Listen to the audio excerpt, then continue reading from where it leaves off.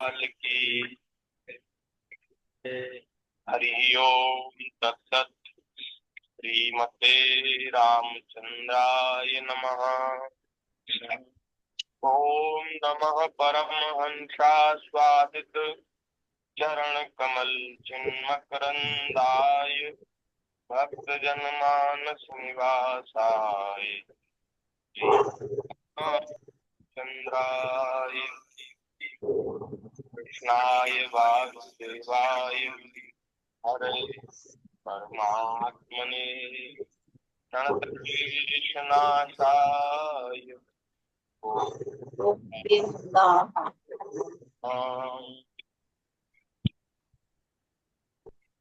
नाथ समारंभाम् श्रीरामानंदादि मध्यमाम् अस्मदाचार्यपर्यन्तां वन्दे परम्पराम्।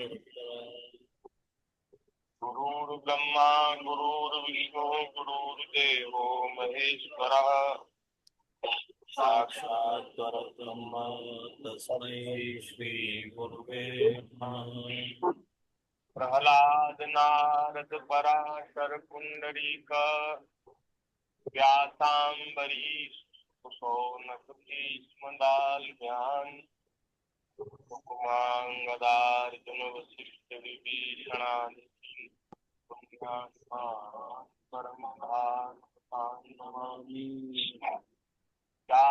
वन में भक्त जे जिनके पद की दूरी सर्वस्य दैवाकियो मेरी जीवन मूरी। भक्त भगवंत गुरु चतुर्नाम बपुए जिनके पद वंदन किए नाश विघ्ने। श्री राम जय राम जय जय श्री राम जय राम जय जय राम। श्री राम जय राम जय राम जय जय राम। श्री राम श्री राम जय राम जय जय राम। श्री राम जय राम जय जय राम। श्री राम श्री राम जय जय राम। श्री राम जय राम जय जय राम। श्री राम श्री जय राम जय जय राम राम। जय जय राम। सीताराम जय सीताराम। सीताराम जय सीताराम। सीताराम जय सीताराम जय सीताराम। सीता सीताराम जय सीता सीताराम। राधे श्याम जय राधे श्याम। राधे श्याम जय राधे श्याम। राधे राधे श्याम जय राधे श्याम। राधे राधे श्याम श्याम जय राधे श्याम। जय जय श्यामा जय जय श्यामा श्याम। जय जय वृंदावन राम। जय जय जय श्याम जय श्यामा जय जय श्याम। जय जय श्री वृंदावन धाम। गौ माता जय गोपाल भक्त वत्सल प्रभु दीनदयाल। जय गौ जय माता गो माता जय गोपाल भक्त वत्सल प्रभु दीन दयाल। राम जय जय राम। श्री राम जय श्री राम जय राम जय जय राम। श्री राम जय राम जय जय राम। श्री राम जय श्री राम जय राम जय जय राम। बोलिए रामचंद्र भगवान भगवान की जय। जय। श्री वृंदावन बिहारी लाल की जय। जय जय। श्रीमद् भागवत महापुराण की जय। की जय। देव जी महाराज की जय। जय। भगवान वेद व्यासी महाराज की जय। सतदेव भगवान की जय। सब संत हरि भक्तन की जय। गौ माता की जय। जय जय श्री राम। हरे श्याम जय श्री सीताराम। राम। हर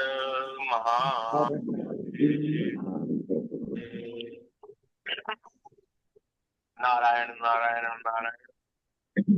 हरि शरणम भक्त वांछा कल्प तरु भक्त वत्सल शरणागत वत्सल दीनबंधु दयाल असंख्य कल्याण गुणगण निलय अकारण करुणा उन्मालय सच्चिदानंद घन मूर्ति आनंद कंद भगवान श्री वृंदावन बिहारिणी बिहारी की हम सब लोगों के ऊपर अत्यंत कृपा और करुणा है, जिसके फलस्वरूप हम सभी को भागवत जी की मंगलमयी रसमयी कल्याणमयी तथा श्रवण करने का ये परम दुर्लभ अवसर प्राप्त हो रहा है।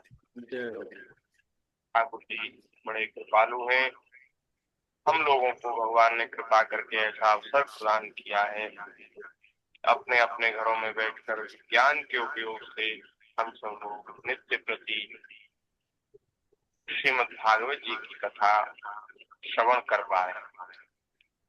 तो इस तरह से करते करते हम लोग दसम स्कंद में 48वें अध्याय की चर्चा कर रहे थे। पिछले दिन 48वें अध्याय की चर्चा हुई, जिसमें भगवान श्री कृष्ण अक्रूर जी के पास बैठे हैं और उनसे चर्चा कर रहे हैं। अक्रूर जी ने भगवान का बड़ा सत्कार किया है, बहुत सुंदर स्तुति की है। क्या कहना, वे तो वंदन भक्ति के आचार्य हैं, उनसे सीखना चाहिए, शिक्षा लेनी चाहिए हम लोगों को। अब भगवान भी उनकी बड़ी प्रशंसा कर रहे हैं और भगवान के बड़े भारी भक्त हैं। ठाकुर जी तो अपने भक्तों पर विशेष स्नेह करते ही हैं। तो इस श्लोक की चर्चा हम लोगों ने की। न हम्यानि तीर्थानि न देवा मृषिलामया ते पुनन्त्यु कालेन दर्शना देव साध्वा। जो तीर्थ स्थान है, उन तीर्थों में जो जल में तीर्थ हैं और जो भगवान के श्री विग्रह आदि हैं, वे उनकी सेवा करने पर बहुत काल में थोड़ा समय लगाकर, थोड़ी देर में, थोड़े विलंब में वे पवित्र करते हैं। लेकिन साधु जन तो, संत जन तो दर्शना देव साधवा, केवल अपने दर्शन मात्र से पवित्र कर देते हैं। इस प्रकार से भगवान अक्रूर जी जैसे भक्तों की महिमा का गान अपने श्रीमुख से कर रहे हैं। अब आगे भगवान कह रहे हैं कि हे चाचा जी, आप हमारे हितैषी सुहृदों में सर्वश्रेष्ठ हैं, इसलिए आप पांडवों का हित करने के लिए तथा उनका कुशल मंगल जानने के लिए हस्तिनापुर जाइए। क्योंकि भगवान कह रहे हैं, हमने ऐसा सुना है कि राजा पांडु के मर जाने पर अपनी माता कुंती के साथ युधिष्ठिर आदि पांडव बड़े दुख में पड़ गए थे। अब राजा धृतराष्ट्र उन्हें अपनी राजधानी हस्तिनापुर में ले आए हैं और वे वहीं रहते हैं। आप जानते ही हैं कि राजा धृतराष्ट्र एक तो अंधे हैं और दूसरे उनमें मनोबल की भी कमी है। उनका पुत्र दुर्योधन बहुत दुष्ट है और उसके अधीन होने के कारण वे पांडवों के साथ अपने पुत्रों जैसा समान व्यवहार नहीं कर पाते। ये जो धृतराष्ट्र हैं, अपने दुष्ट पुत्र के अधीन हैं, इसलिए पांडवों के साथ वे ठीक व्यवहार नहीं कर रहे हैं, इसलिए आप वहां जाइए और उनकी स्थिति के बारे में आप वहां मालूम कीजिए। आपके द्वारा उनका समाचार जानकर मैं ऐसा उपाय करूंगा जिससे उन सुहृदों को सुख मिले।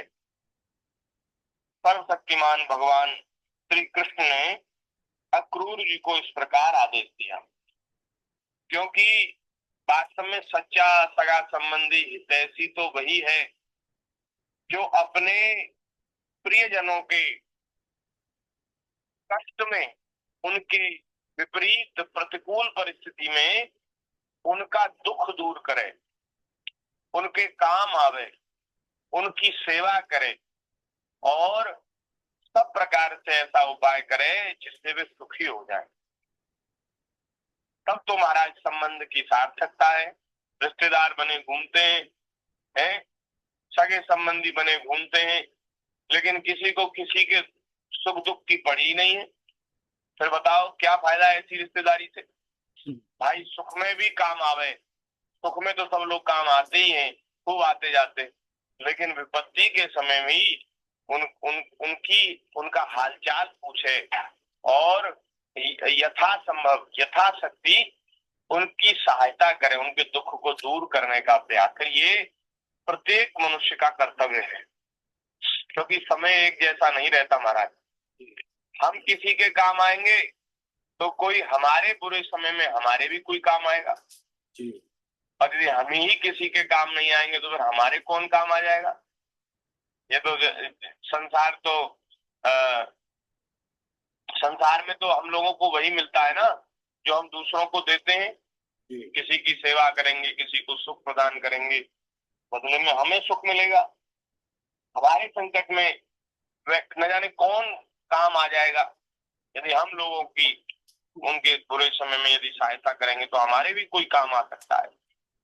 पर वास्तव में धर्म तो ये कहता है कि उससे बदला चाहने की इच्छा से कि हम इसके काम आ रहे हैं तो ये भी हमारे काम आवे, इस प्रत्युपकार की भावना से किसी किसी के साथ उपकार न करें।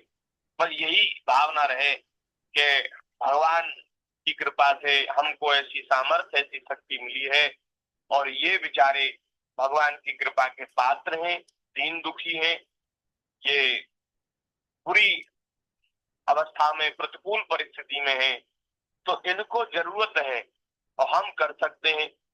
तो केवल अपना कर्तव्य समझकर ये हमारे काम आवे, ये हमारा एहसान माने, हम इनके ऊपर सदैव इनको दबाते रहे एहसान के मारे, ये भावना ठीक नहीं है। वो तो मैंने प्रसंगवश कह दिया कि हम यदि किसी के काम आएंगे तो कोई हमारे भी आएगा, पर अपने मन में ऐसी भावना नहीं रखनी चाहिए कि हम किसी के साथ भला कर रहे हैं तो कोई हमारे साथ भी भला करे, वो हमारा एहसान का बदला चुकावे। ये बदला चुकाने की भावना अच्छी नहीं है। अपना कर्तव्य समझकर हम लोगों को सेवा करनी चाहिए। तो भगवान कैसे कृपालु हैं। पांडवों के हित चिंतन का विचार करते हुए अक्रूर जी को भगवान भेज रहे हैं हस्तिनापुर। तो इस प्रकार से यहाँ 48वां अध्याय संपन्न हुआ। बोलिए भक्तवत्सल भगवान की जय। अब आगे 49वें अध्याय में अक्रूर जी का हस्तिनापुर जाना, उसकी चर्चा है। बहुत सुंदर ये अध्याय है। इसकी चर्चा भी भगवान की कृपा से हम लोग कर रहे हैं।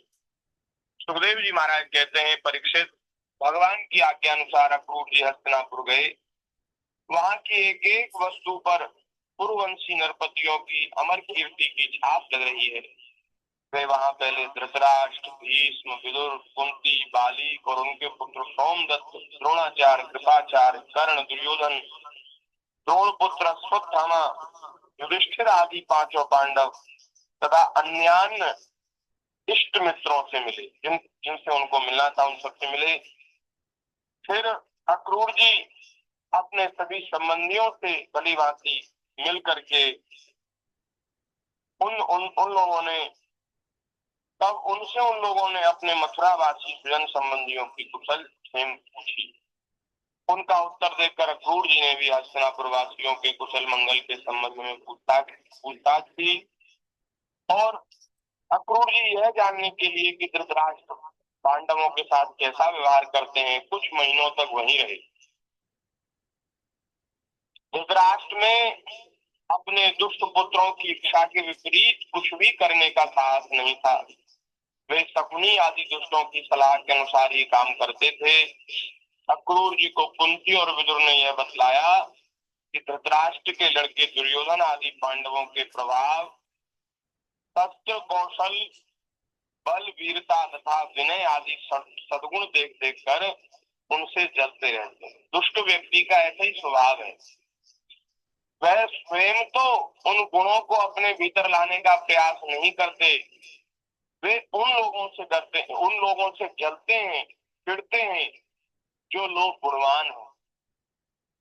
अरे जलने की क्या जरूरत है भाई, उन गुणवानों की सेवा करके तुम स्वयं भी अपने भीतर गुणों को प्रतिष्ठित करो ना। जलने की क्या जरूरत है? जलने से थोड़ी ना गुण आएंगे, और ना हमारे जलने से किसी के गुण कम होंगे। किसी के भीतर कोई गुण है, हम उससे जलते रहें तो क्या उसका वह गुण क्षीण हो जाएगा? नहीं, पर उसकी सेवा से, उसके सत्कार से, उसके आदर से वह गुण हमारे भीतर आ सकता है। लेकिन दुष्ट व्यक्ति ऐसा नहीं सोचते, वो तो जलते हैं। तो दुर्योधन आदि जो धृतराष्ट्र के लड़के हैं, वे पांडवों के गुणों से जलते थे।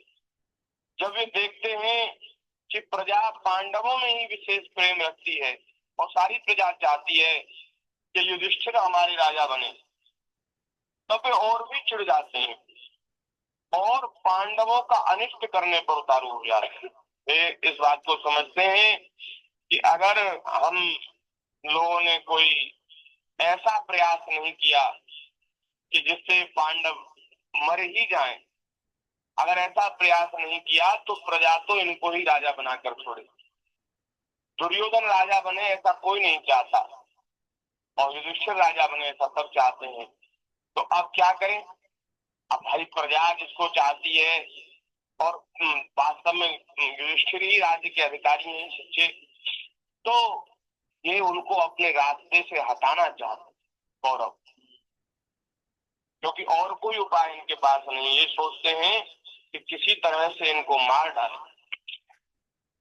अब तक दुर्योधन आदि धृतराष्ट्र के पुत्रों ने पांडवों पर कई बार बहुत से अत्याचार किए हैं और उनको मार डालने के प्रयास किए और बहुत कुछ करना चाहते।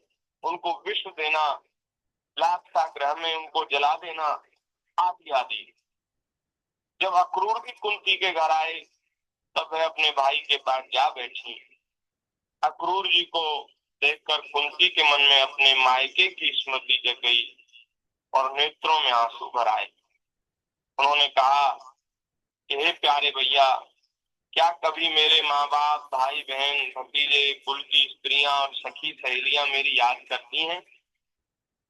मैंने सुना है कि हमारे भतीजे भगवान श्री कृष्ण और कमल नयन बलराम बड़े ही भक्त वत्सल और शरणागत रक्षक हैं। क्या वे कभी अपने इन बुआ के लड़कों को, अपने फुफेरे भाइयों को भी याद करते हैं क्या? मैं शत्रुओं के बीच घिरकर शोकाकुल हो रही हूँ। मेरी वही दशा है जैसे कोई हरनी भेड़ियों के बीच में पड़ गई। मेरे बच्चे बिना बाप के हो गए हैं।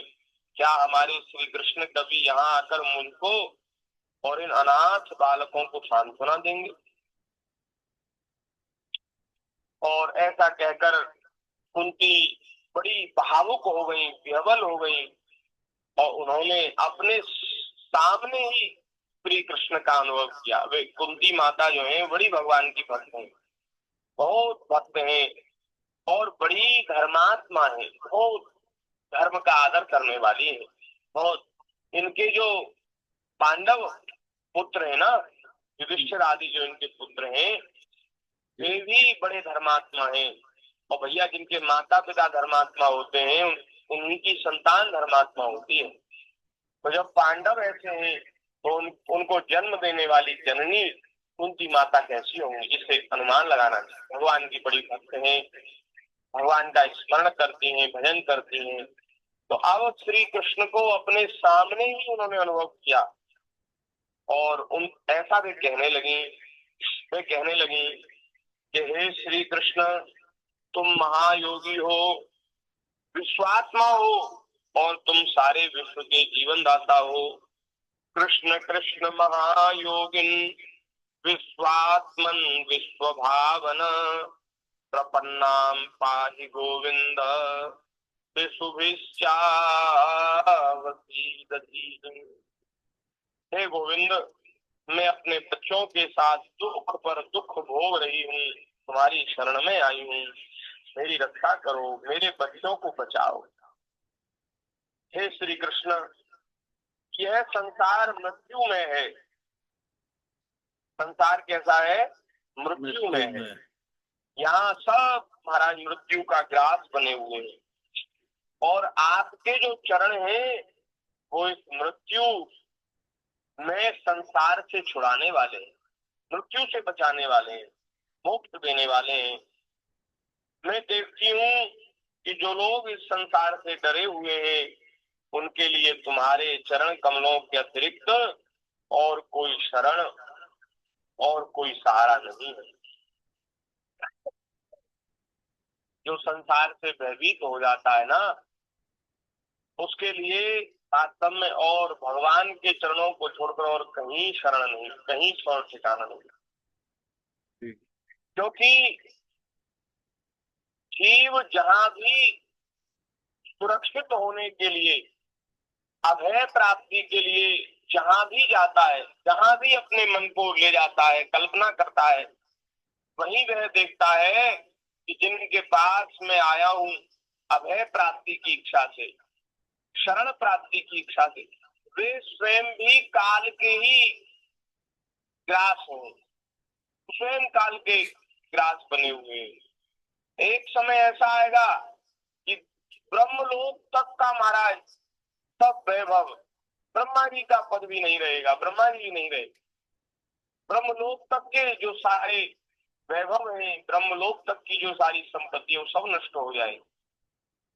तो जो काल के ग्रास हैं, जो काल के कलेवे हैं, वे महाराज किसी दूसरे को कैसे काल के भय से अभय प्रदान करेंगे?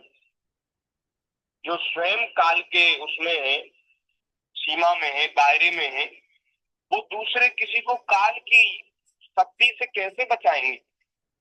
तो जब ऐसा विचार कोई साधक करता है तो स्वर्ग आदि लोग भी उसके लिए फिर शुष्क हो जाते, रसहीन हो जाते, स्वर्ग की प्राप्ति करना नहीं चाहता, किसी देवता की शरण में भी उसको शांति नहीं मिलती, कहीं नहीं जाना चाहता, वह भगवान के चरणों की शरण ग्रहण करता है। क्योंकि काल जो है, काल भगवान के ऊपर काल का बल नहीं चलता, काल भी भगवान के अधीन है।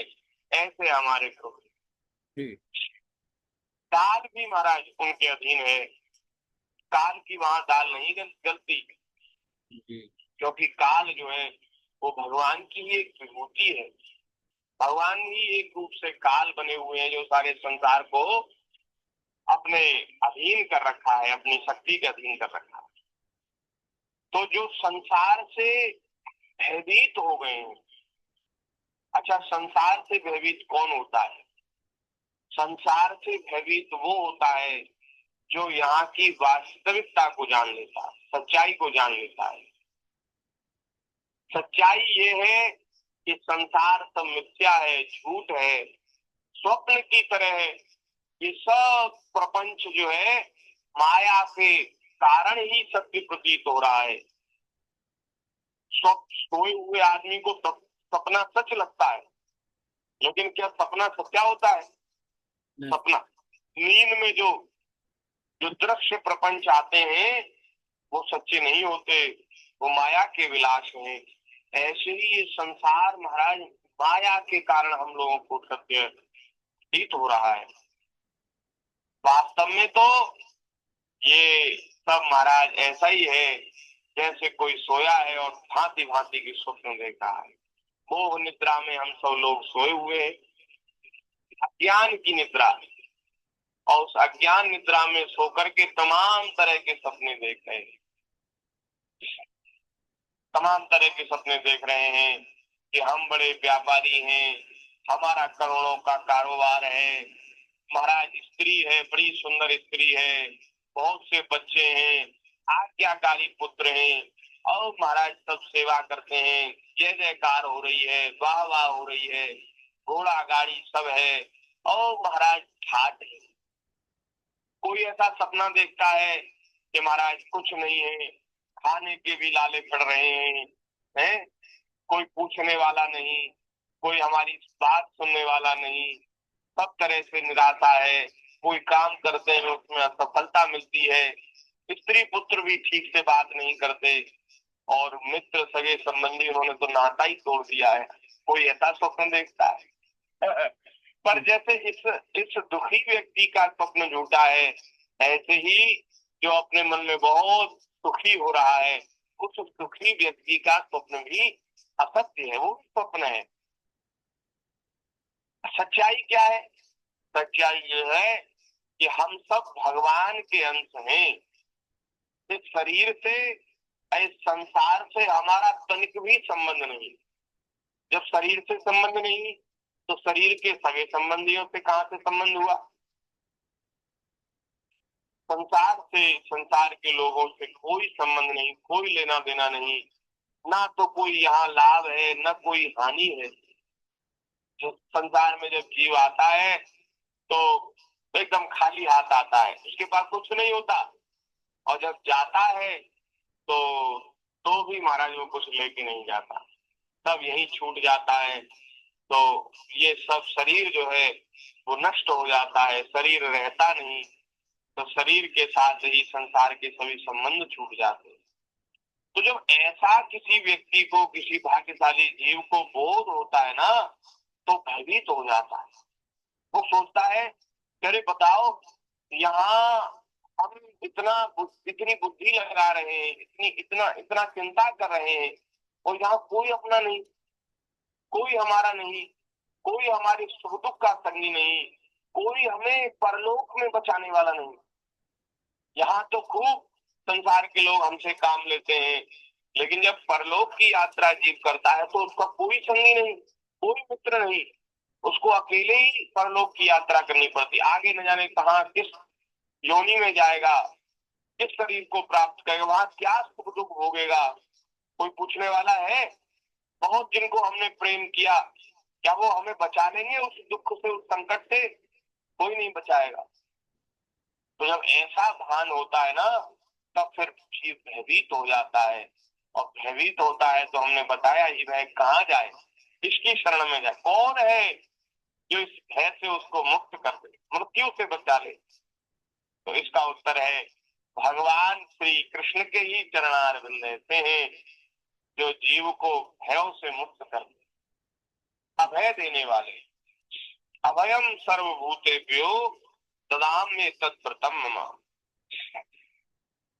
तो कुंती माता कहती हैं कि हे प्रभु, आप जो हैं मोक्ष देने वाले हैं। जो लोग संसार से डरे हुए हैं, उनके लिए तुम्हारे चरण कमलों के अतिरिक्त और कोई शरण और कोई सहारा नहीं है। मेरा कोई ना सहारा बिन तेरे, घनश्याम संवरिया मेरे। है मेरा कोई ना सहारा बिन तेरे, घनश्याम संवरिया मेरे। मेरा कोई ना सहारा बिन तेरे, घनश्याम संवरिया मेरे। कैसा सुंदर भजन है। सुनाओ प्रभु। बिन मेरा कौन यहाँ, तेरे बिन बिन मेरा मेरा कौन कौन यहाँ। यहाँ, प्रभु तुम्हें छोड़ मैं जाऊं कहाँ, प्रभु तुम्हें तुम्हें छोड़ छोड़ मैं मैं जाऊं कहाँ। तेरे मैं तो आन पड़ा हो दर तेरे घनश्याम संवरिया मेरे मेरा कोई न सहारा बिन बिन तेरे तेरे घनश्याम हरिया मेरे।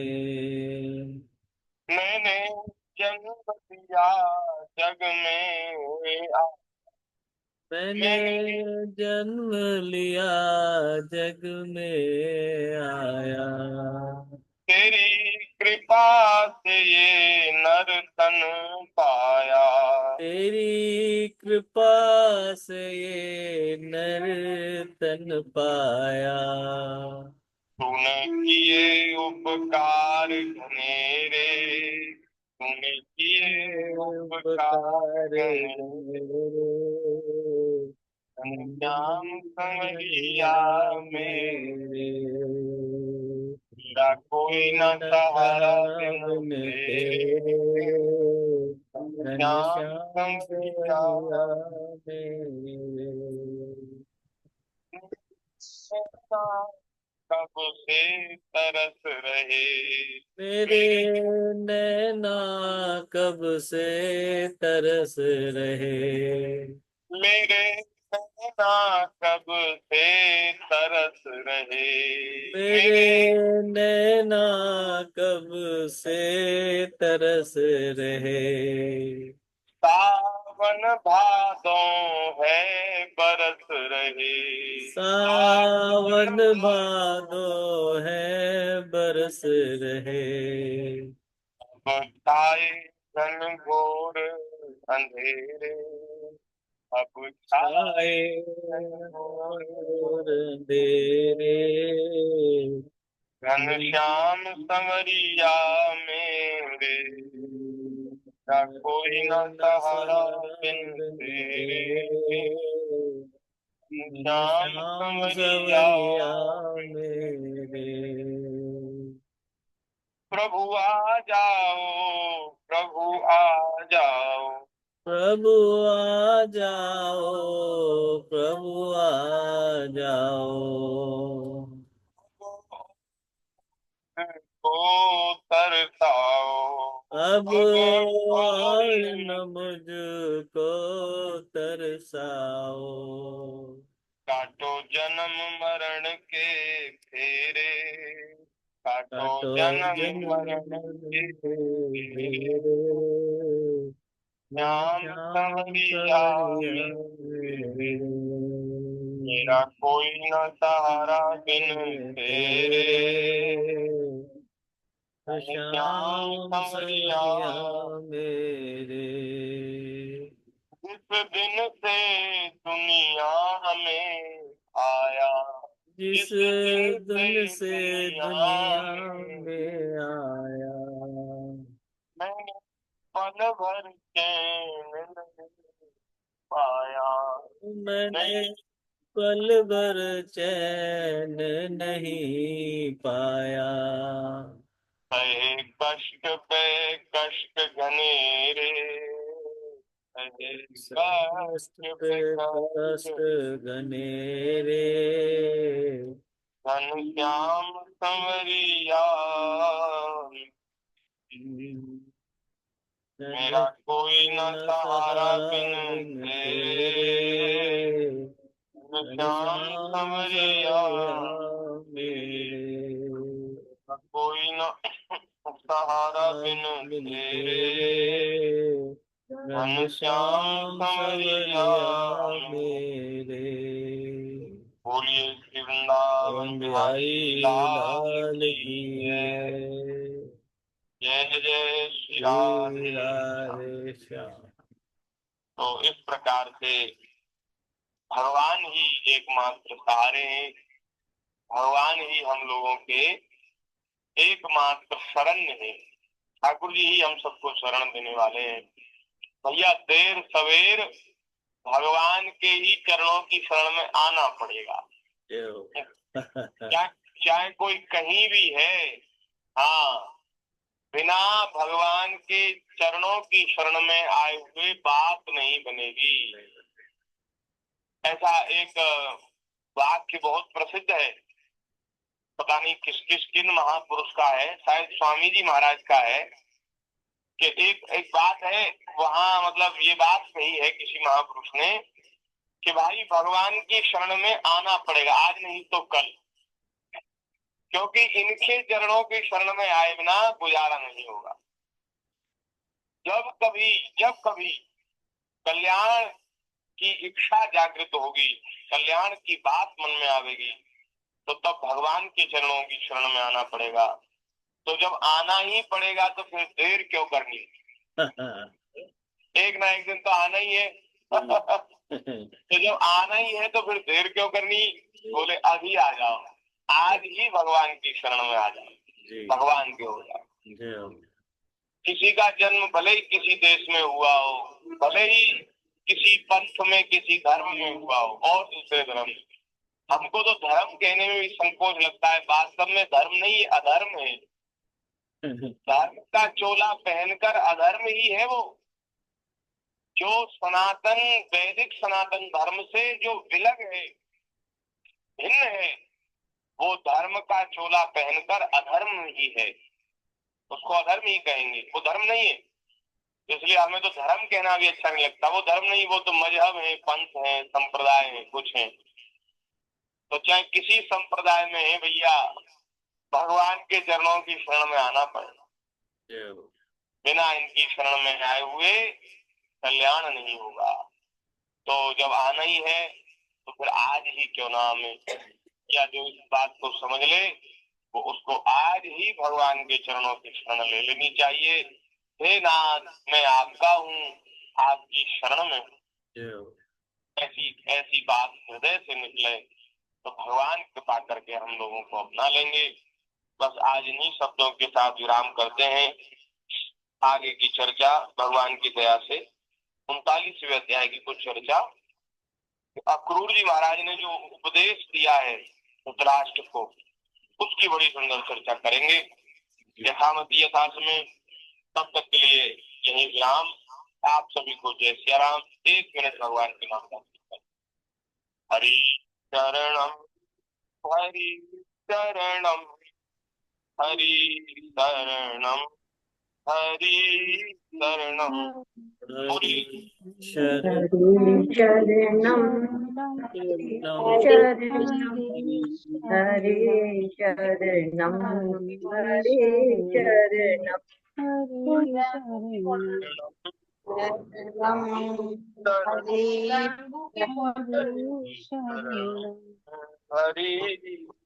शरणं हरि शरणं हरि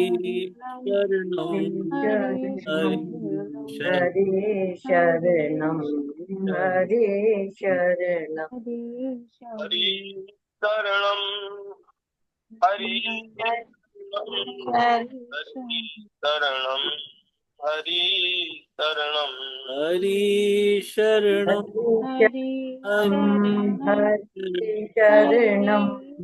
हरि शरणं हरि शरणं हरि शरणं हरि शरणम हरि शरणम हरि शरणं शरणं हरि शरणं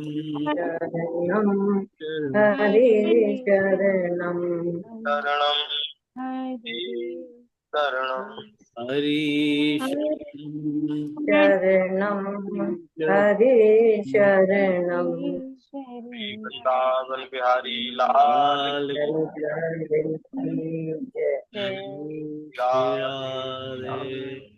कोटि कोटि वंदन प्रभु जी। जय हो। जय श्री